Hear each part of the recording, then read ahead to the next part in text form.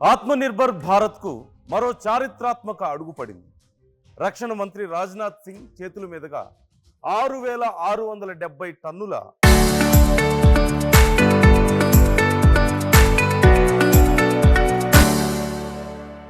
ఆధునిక stealth frigate INS Taragiri భారత నౌకా దళంలోకి అధికారికంగా చేరింది. ప్రాజెక్ట్ 17A కింద నిర్మించినటువంటి ఈ 4వ యుద్ధ నౌక తన స్టెల్త్ టెక్నాలజీ, సూపర్సోనిక్ మిజైల్స్తో భారత సముద్ర సరిహద్దులను మరింత రక్షించబోతోంది. ఇక నుంచి విశాఖ నౌకాదళ బేస్లో ఐఎన్ఎస్ తారాగిరి విధులు నిర్వహించనుంది. అసలు ఈ ఐఎన్ఎస్ తారాగిరి ప్రత్యేకతలేంటి, ఎంత ఖర్చయింది, ప్రత్యర్థులకు ఈ ఐఎన్ఎస్ తారాగిరి ఎలా చుక్కలు చూపెడుతుంది అనే డీటెయిల్స్ నేను ఇప్పుడు మీకు చెప్పబోతున్నాను. ప్రపంచంలోనే శక్తివంతమైనదిగా ఇండియన్ నేవీకి చాలా గొప్ప పేరుంది. 3 కమాండ్లుగా పనిచేస్తున్న ఇండియన్ నేవీ ముంబై వేదికగా వెస్ట్రన్ నావల్ కమాండ్, విశాఖపట్నం వేదికగా ఈస్టర్న్ నావల్ కమాండ్, కొచ్చి వేదికగా సదరన్ నావల్ కమాండ్గా ఉంది. ఇండియన్ నేవీలో 140కి పైగా వార్షిప్లు ఉన్నాయి. INS Vikramaditya, INS Vikrant air craft క్యారియర్లు ఉన్నాయి. కోల్కతా, విశాఖ వేదికగా 10కి పైగా డెస్ట్రాయర్లు కూడా ఉన్నాయి. ఇండియన్ నేవీ అమ్ముల పొదిలో 20కి పైగా పెద్ద ఎత్తున కార్వెట్లు కూడా ఉన్నాయి. ఇండియన్ నేవీలో 16 నుంచి 18 సబ్మెరైన్స్ ఉన్నాయి. ఇండియన్ నేవీలో 50కి పైగా పెట్రోల్ సపోర్ట్ షిప్స్ కూడా ఉన్నాయి. ఇప్పుడు తాజాగా భారత నౌకాదళంలోకి ఐఎన్ఎస్ తారాగిరి చాలా గ్రాండ్గా ఎంట్రీ ఇచ్చింది. పూర్తిగా స్వదేశీ పరిజ్ఞానంతో ఈ ఐఎన్ఎస్ తారాగిరి తయారీ అయింది. సో దీని పొడవు 149 మీటర్లు ఉంటుంది. బరువు 6,670 టన్నుల బరువు ఉంటుంది. ముంబైలోని ఎండిఎల్ కంపెనీ ఆధ్వర్యంలో దీని నిర్మాణం జరిగింది. ఐఎన్ఎస్ తారాగిరి పూర్తి నిర్మాణ సమయం 81 నెలలు. అంటే ఇది పూర్తిగా తయారు చేయడానికి పట్టిన సమయం 81 నెలలు. నీలగిరి క్లాస్ స్టెల్త్ ఫ్రిగేట్స్కు చెందిందిగా ఐఎన్ఎస్ తారాగిరిని చూడొచ్చు మనం. పూర్తిగా మేడ్ ఇన్ ఇండియా ప్రాజెక్ట్, పూర్తి స్థాయి భారతదేశ స్వదేశీ టెక్నాలజీతో తయారైనటువంటి ఒక వార్క్రాఫ్ట్ క్యారియర్ ఇది. కనీసం రాడార్కు కూడా కనిపించకుండా దీని టెక్నాలజీ పనిచేస్తుంది. ఇప్పటి వరకు మనం ఫైటర్ జెట్స్లో దీని గురించి వింటూ ఉంటాం, స్టెల్త్ మోడ్ అని, గోస్ట్ మోడ్ అని. సో ఇప్పుడు ఐఎన్ఎస్ తారాగిరికి కూడా ఇలాంటి టెక్నాలజీనే ఉంది. రాడార్కి అందకుండా చాలా చక్కగా పని చక్కబెట్టేటువంటి టెక్నాలజీ దీని సొంతం అనే చెప్పాలి. ఐఎన్ఎస్ తారాగిరితో రకరకాల యుద్ధాల్లో మనం పాల్గొనే అవకాశం ఉంటుంది. ఎయిర్ టు సర్ఫేస్ కానీ, at the same time sub surface వార్స్ని సైతం మనం ఎదుర్కొనే అవకాశం ఉంటుంది. ఎయిర్ డిఫెన్స్ సిస్టమ్ను కలిగి ఉన్నటువంటి ఐఎన్ఎస్ తారాగిరి గగనతలంలో ఉన్నటువంటి మిజైల్స్, డ్రోన్స్ని ముందే గుర్తించగలుగుతుంది.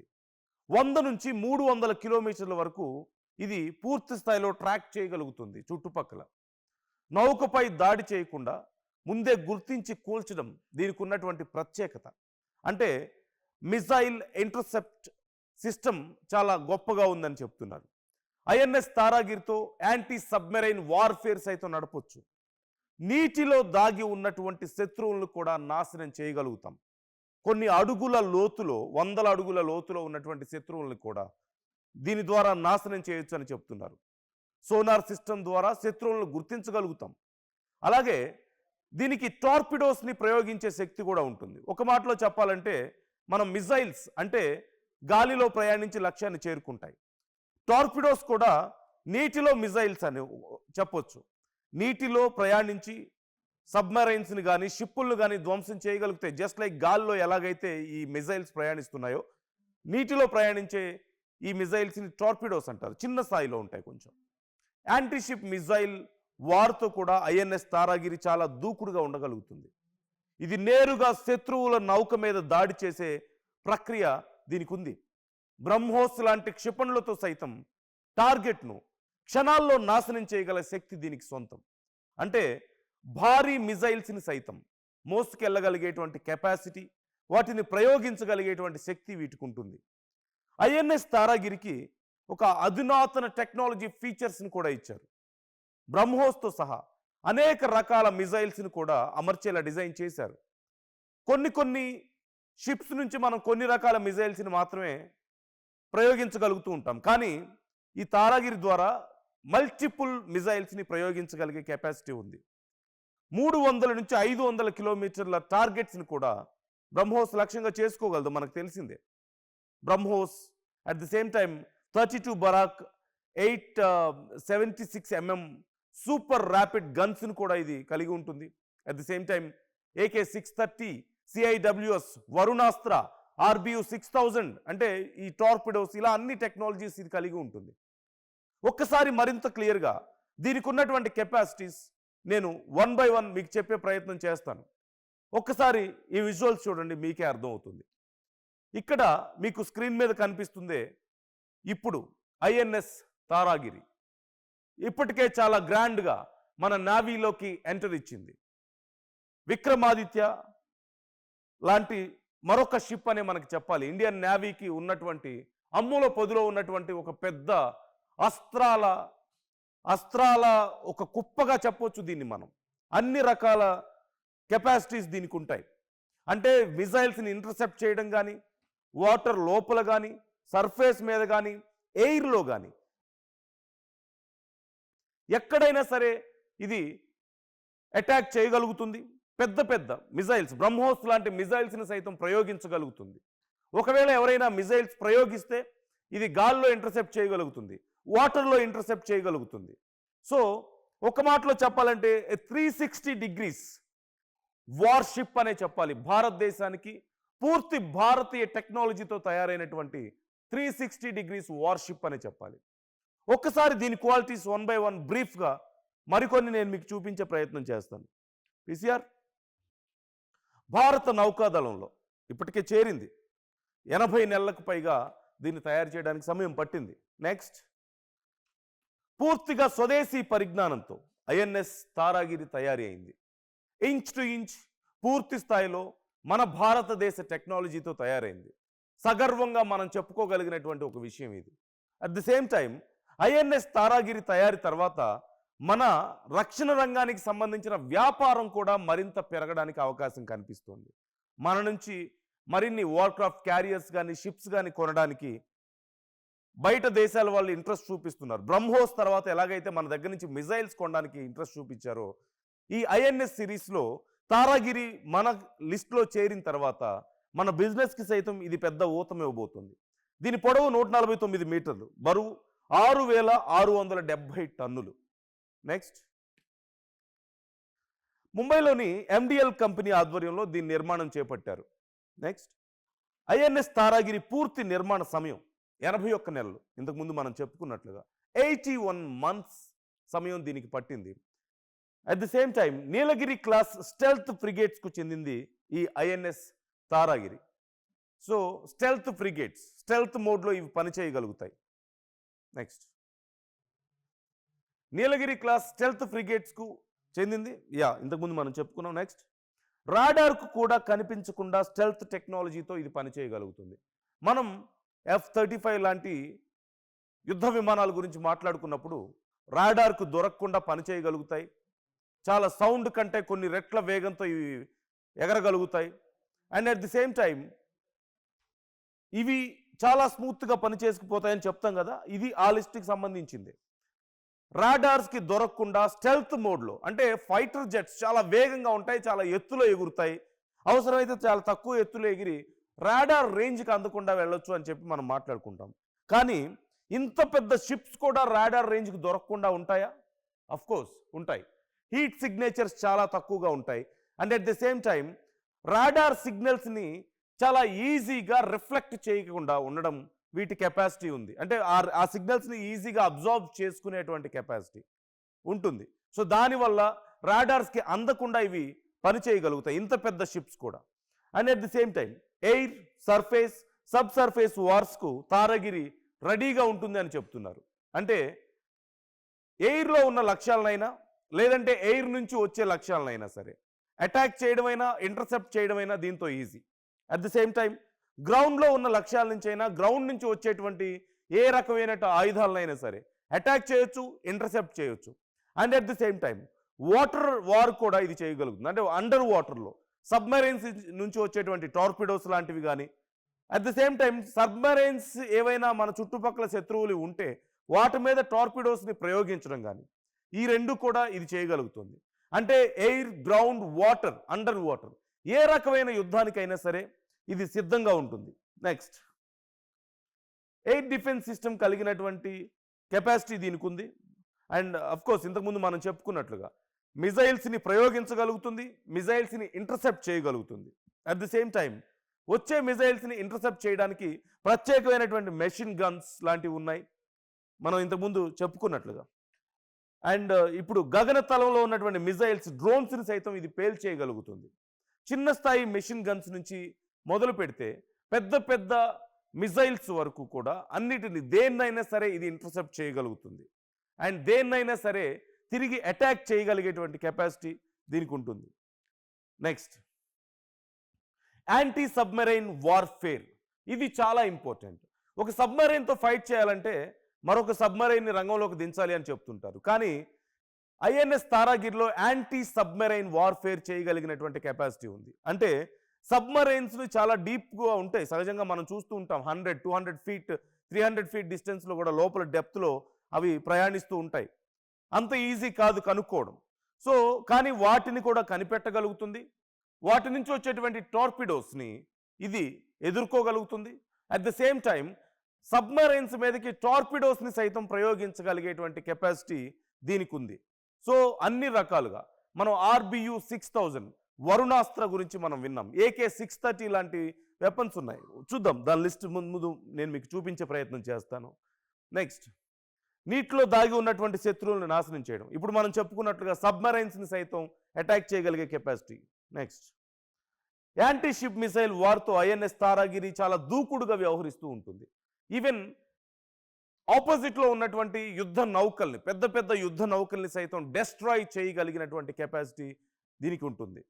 సో పెద్ద పెద్ద యుద్ధ నౌకలు మనం యుఎస్కి సంబంధించి జనరల్గా చెప్తుంటాం. USS అబ్రహం లింకన్ లాంటివి, USS జార్జ్ బుష్ లాంటి వార్ షిప్స్ గురించి మనం చెప్తుంటాం, ఎయిర్ క్రాఫ్ట్ క్యారియర్స్ గురించి మనం చెప్తూ ఉంటాం. సో అవసరమైతే అలాంటి క్యారియర్స్ని, అలాంటి ఎయిర్ క్రాఫ్ట్ క్యారియర్స్ని అయినా సరే, వార్ షిప్స్ని అయినా సరే ధ్వంసం చేయగలిగే కెపాసిటీ దీనికి ఉంటుంది. నెక్స్ట్, బ్రహ్మోస్ క్షిపణితో టార్గెట్ను క్షణాల్లో నాశనం చేయడం దీని ప్రత్యేకత. బ్రహ్మోస్ క్షిపణి సైజ్ చాలా పెద్దగా ఉంటుంది. సాధారణంగా చిన్న చిన్న మిజైల్స్ని ఏ షిప్ నుంచి అయినా ప్రయోగించడానికి అవకాశం ఉంటుంది. కానీ ఒక పర్టికులర్ సైజ్ తర్వాత వాటిని ప్రయోగించాలంటే స్పెషల్లీ డిజైన్డ్ లాంచ్ ప్యాడ్స్ అనేది అవసరం. జస్ట్ లైక్ రాకెట్స్ని ఎలాగైతే ప్రయోగిస్తాం లాంచ్ ప్యాడ్స్ నుంచి, అలా ఇలాంటి మిజైల్స్ని ప్రయోగించడానికి కూడా కొన్ని లాంచింగ్ ప్యాడ్స్ ఆర్ సిస్టమ్స్ అవసరం అవుతాయి. సో అలాంటి కేపబిలిటీ దీనికి ఉంది, ఐఎన్ఎస్ తారాగిరిలో ఉంది. సో బ్రహ్మోస్ క్షిపణుల్ని ప్రయోగించవచ్చు. బ్రహ్మోస్ మనకు తెలిసిందే, అవసరమైతే న్యూక్లియర్ వెపన్స్నైనా సరే, బాంబ్స్నైనా సరే మోసుకెళ్ళగలిగే కెపాసిటీ వీటికి ఉంటుంది. అంటే you can literally fire nuclear weapons from INS Taragiri. So that is the capacity of this warship. Next చూద్దాం. ఐఎన్ఎస్ తారాగిరిలో ఇంతకుముందు మనం చెప్పుకున్నట్లుగా BrahMos, at the same time 32 Barak 8 76mm super rapid guns ఉంటాయి. మనం సహజంగా సినిమాల్లో చూస్తూ ఉంటాం, షిప్ టాప్ ప్లేస్లో వీటిని అమర్చుతారు. అంటే మిజైల్స్ లాంటివి ప్రయోగించినప్పుడు, లేదంటే డ్రోన్స్ లాంటివి ప్రయోగించినా, లేదంటే తక్కువ ఎత్తులో ఒకవేళ ఎయిర్ క్రాఫ్ట్స్ లాంటివి ఎగురుతున్నా సరే ఈ మెషిన్ గన్స్ ద్వారా వాటిని డెస్ట్రాయ్ చేయగలిగే అవకాశం ఉంటుంది. 76mm సూపర్ ర్యాపిడ్ గన్స్ క్షణాల్లో 100 బుల్లెట్స్, సుమారుగా ఒక మాటలో చెప్పాలంటే ఇదిగో ఈ చెయ్యి, ఈ నా అరచెయ్యి కంటే పొడుగైనటువంటి బుల్లెట్స్ దాంట్లోంచి దూసుకుపోతూ ఉంటాయి. క్షణాల్లో శత్రువుల టార్గెట్స్ని నాశనం చేయగలుగుతాయి. దగ్గర అతి తక్కువ ఎత్తులో వెళ్తున్నటువంటి, ఇప్పుడు మనం కొత్త వార్ఫేర్లో చూస్తున్నాం కదా, డ్రోన్స్ లాంటి వాటిని కానీ, లేదంటే దగ్గరగా వచ్చినటువంటి మిజైల్స్ని ఇంటర్సెప్ట్ చేయొచ్చు, అంటే వాటిని పేల్చేయొచ్చు. అట్ ది సేమ్ టైం దగ్గరగా వచ్చినటువంటి నౌకలనైనా సరే వాటితో పేల్చేయొచ్చు. ఇక చిన్న చిన్న బోట్లను అయితే తుక్కు కింద కొట్టేయచ్చు ఇలాంటి గన్స్తో. నెక్స్ట్, ఇక ఐఎన్ఎస్ తారాగిరిలో AK-630 CIWS వరుణాస్త్ర RBU 6000 లాంటి గన్స్ కూడా ఉన్నాయి. అంటే ఇక్కడ వరుణాస్త్ర గురించి మనం ప్రత్యేకంగా మాట్లాడుకోవచ్చు. వరుణాస్త్ర అన్నప్పుడు మనకి టార్పిడోస్ మనం చూస్తూ ఉంటాం, వింటూ ఉంటాం. సో టార్పిడోస్ని ప్రయోగించగలిగే కెపాసిటీ వీటికి ఉంటుంది. RBU 6000 అనేది ఒక 213 mm calibre Soviet anti submarine rocket launcher. So చిన్న చిన్న రాకెట్స్ని ఇది లాంచ్ చేయగలుగుతుంది. దీని ద్వారా దగ్గరలో ఉన్నటువంటి సబ్మెరైన్స్ మీద కానీ, షిప్స్ మీద కానీ, అదిగో మీకు స్క్రీన్లో ఇప్పుడు కనిపిస్తుంది కదా, అలాంటి వాటిని ఇది లాంచ్ చేయగలుగుతుంది. ఇమ్మీడియట్గా విత్ ఇన్ సెకండ్స్లో, ఒక్క నిమిషంలో సుమారుగా 30 నుంచి 40కి పైగా ఆ రాకెట్స్ని ఫైర్ చేయగలిగే కెపాసిటీ వీటికి ఉంటుంది. అండ్ వీటితో పాటు ఇప్పుడు మనం చూసినట్లుగా దీంతో పాటు వరుణాస్త్ర గురించి ప్రత్యేకంగా మనం మాట్లాడుకోవాలి.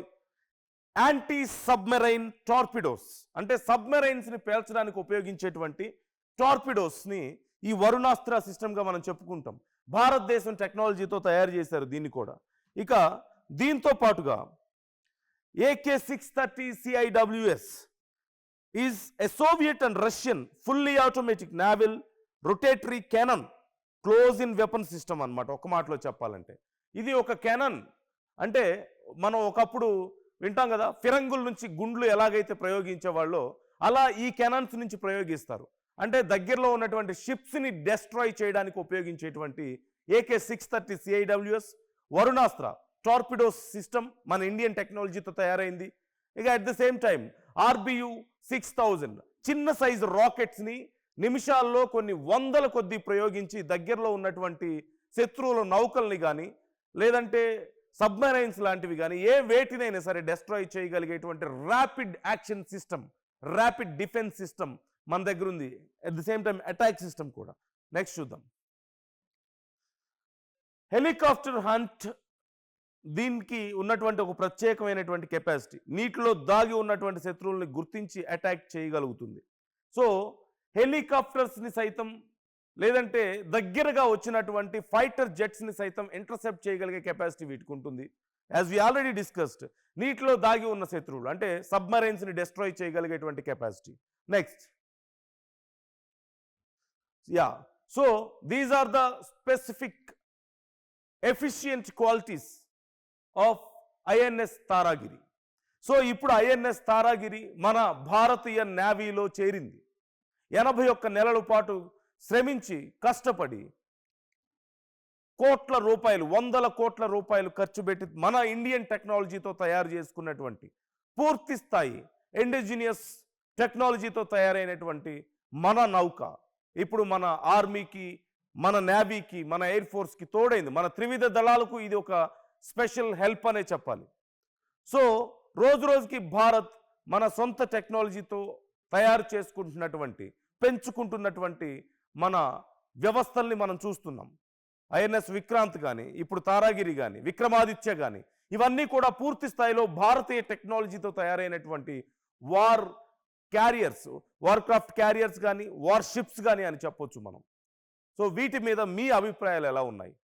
మన భారతదేశ టెక్నాలజీతో మనం తయారు చేసుకోవడమే కాకుండా ప్రపంచ దేశాలతో సైతం వ్యాపారం చేయగలిగే కెపాసిటీ మనకి ఇప్పుడు లభించింది. సో జరుగుతున్నటువంటి, చాలా వేగంగా అభివృద్ధి చెందుతున్నటువంటి భారత సైన్య శక్తిని మీరు ఎలా చూస్తున్నారు? మీ అభిప్రాయాలను కూడా కామెంట్ చేసే ప్రయత్నం చేయండి.